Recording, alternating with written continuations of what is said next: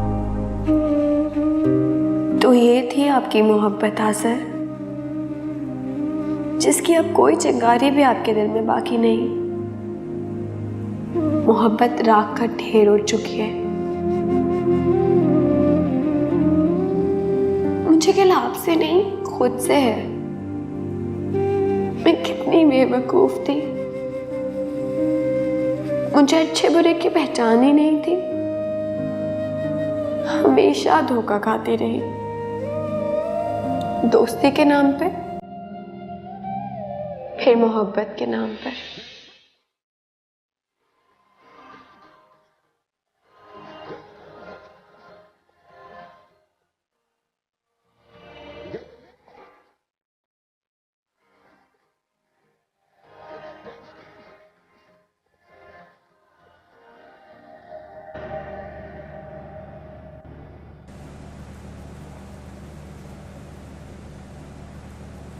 Hello. अस्सलाम वालेकुम भाभी। वालेकुम अस्सलाम हसन। भाभी, शफक कैसी है? मामला बहुत ख़राब हो गया हसन। शफक को इस वक्त हमारे सपोर्ट की बहुत ज़रूरत है।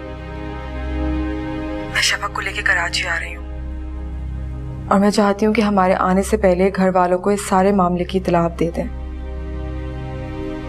और प्लीज़ उन्हें ये भी समझा दीजिएगा कि वो शफक से इस किस्म की कोई बात नहीं करें या किसी बात का जिक्र ना करें जिसकी वजह से उसका दिल उदास हो। उसने बहुत हौसले से काम लिया है। वो एक बार फिर अपनी जिंदगी बनाने का इरादा लेकर आ रही है। मैं नहीं चाहती कि उसे मायूसी हो। हम सबको उसका साथ देना है। जी भाभी, वो मायूस नहीं होगी। मैं उसका कदम कदम पे हौसला बढ़ाऊंगा, उसका साथ दूंगा। Thank you Hasan. कोई बात नहीं भाभी, अपना और उसका ख्याल रखिएगा। अल्लाह हाफिज।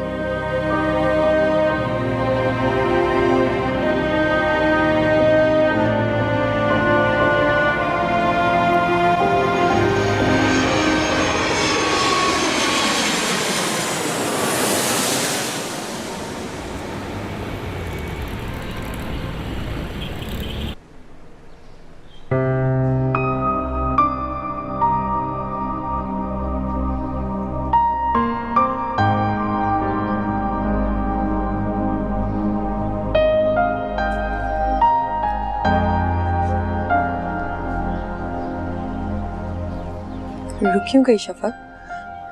चलो। और सुनो, अभी हम लोग किसी से कुछ कहेंगे नहीं। चलो।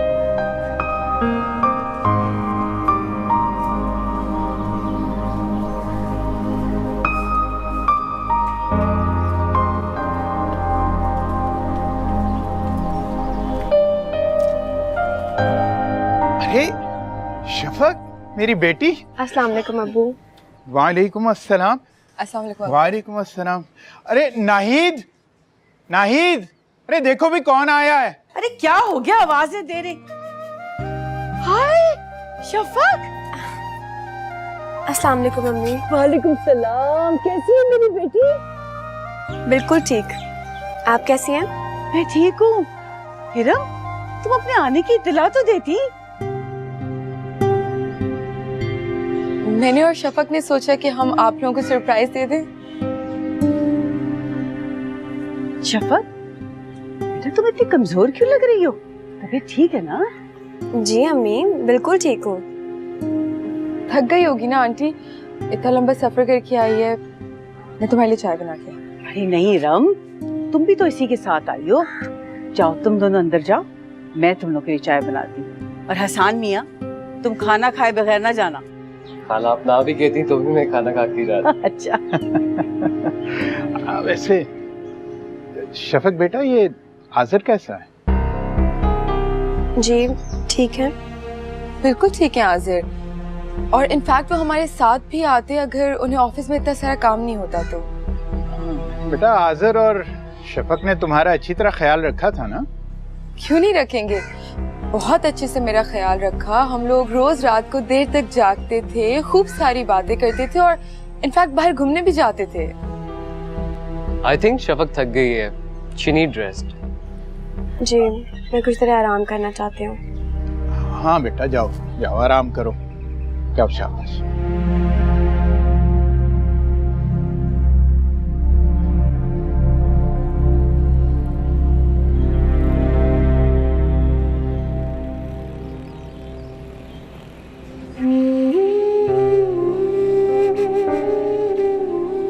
क्या बिगाड़ा था मैंने तुम्हारा? क्यों तुमने मेरा सब कुछ मुझसे छीन लिया? जो खाली दिल और खाली हाथ कर दिया।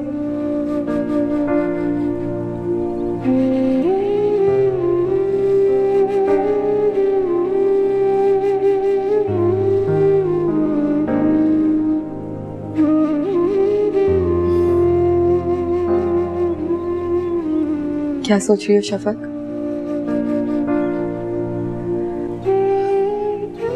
मैं सोच रही हूँ कि अब मैंने अपने आप से प्रॉमिस किया था कि मैं और नहीं रहूंगी। मुझे अपने लिए स्ट्रांग बनना है, लेकिन मैं कुछ भी नहीं कर पा रही हूँ भाभी।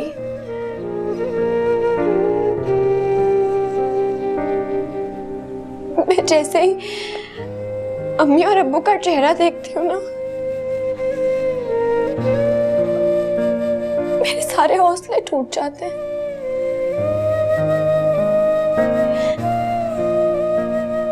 मैं खुद शर्मिंदा हो जाती हूँ कि मेरी वजह से वो कितनी कितनी हसीयत उठाने वाले हैं।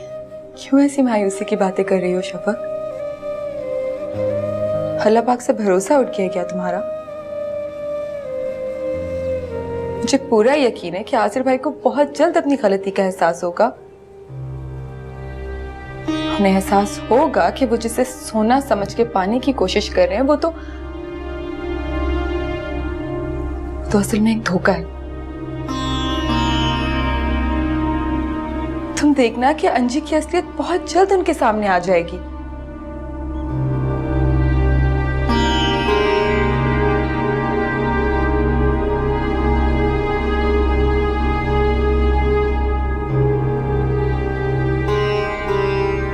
अब आज़र के सामने अंजी की असलियत आए या ना आए, आज़र की असलियत तो मेरे सामने आ गई है ना।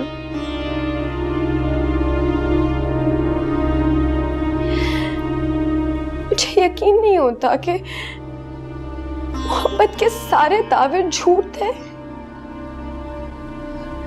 वो दिल कभी मेरा था ही नहीं। अगर आज़र को मुझसे सच्ची मोहब्बत होती ना, तो अंजी लाख कोशिश कर लेती वो हमारे दरमियान नहीं आ सकती थी। मैंने कहा ना अब मायूस होने की कोई जरूरत नहीं है शफ।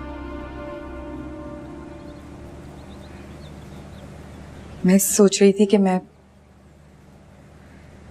कामरान को सब कुछ बता दूं। क्या होगा उससे? कुछ और हो ना हो, लेकिन मैं और कामरान एक साथ अंजी के घर जाएंगे। कोई फायदा नहीं है, छोड़ दे भाभी।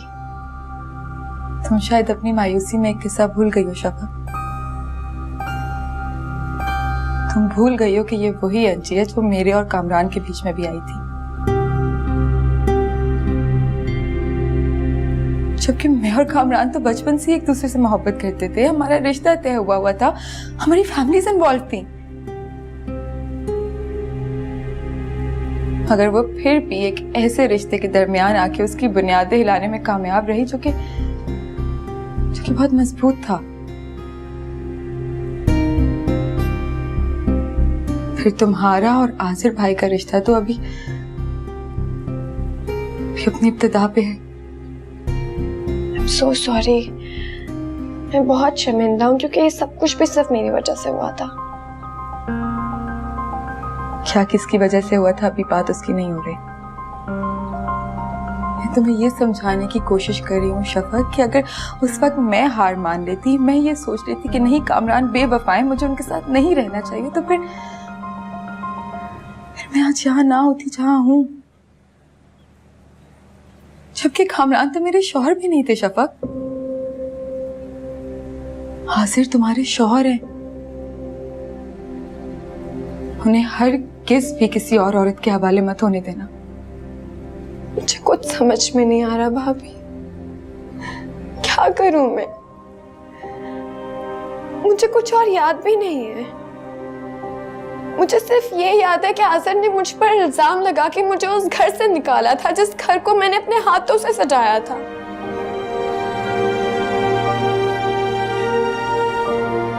तुम अपने दिमाग से सारी फजूल बातें निकाल दो। बिल्कुल वैसा ही होगा जैसा तुम चाहोगी।